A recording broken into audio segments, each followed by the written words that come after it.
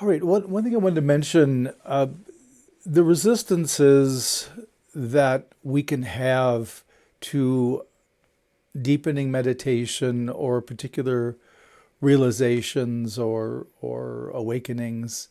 In Buddhism, in Theravadan Buddhism, is called Mara.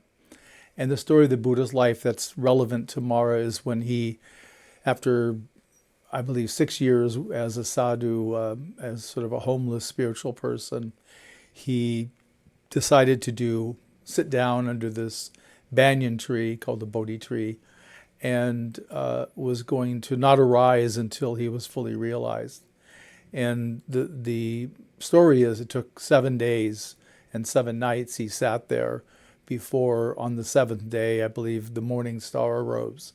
And in that, in fact, I'll just read you the Buddha's enlightenment story from the Denkaroku.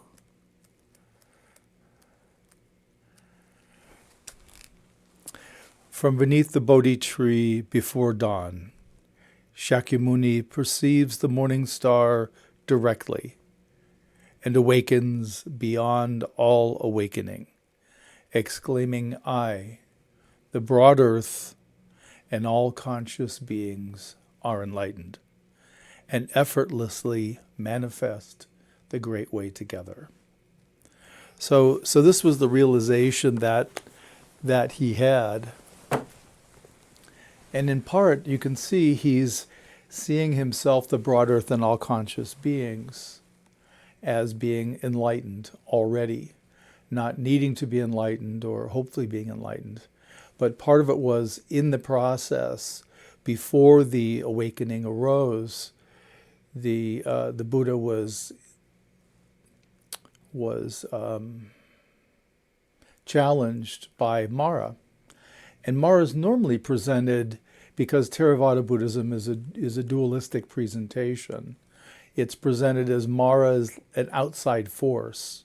So Mara is like the evil intent out in the world was directed at the Buddha. And in my view, Mara is a better descriptor to describe the psychological identifications and structures that keep us oriented to this identity, this body, this life as the primary reality.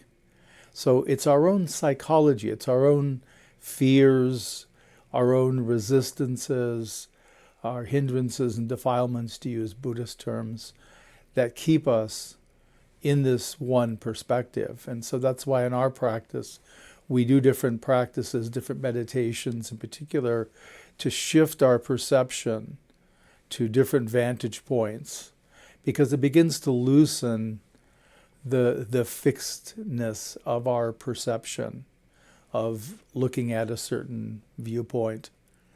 I don't know if any of you were familiar in the 70s, there started to be a series of books by a shaman, Carlos Castaneda, was very popular among my generation, and particularly the hippies, drug takers, and spiritual seekers were entranced with his stories. How much is real and how much is fiction, no one knows exactly, but there were some great stories. But one of the teachings he had, which I think is relevant to this discussion, was they talked about what they called the assemblage point. And basically it was the coming together of the various components, the energies. And when the assemblage point, when there was a particular point in the body where all of that energy was intersecting, then that would give us a particular view of reality. And as part of the shamanic practices, they use psychedelics to try to loosen that assemblage point so it might move to a new location, thus giving a new perception, in effect, a new reality.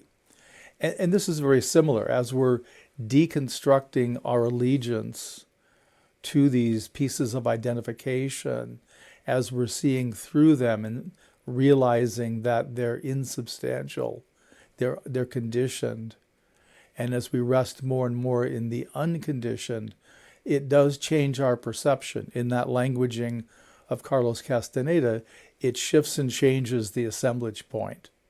And I think it's a great way to communicate about it.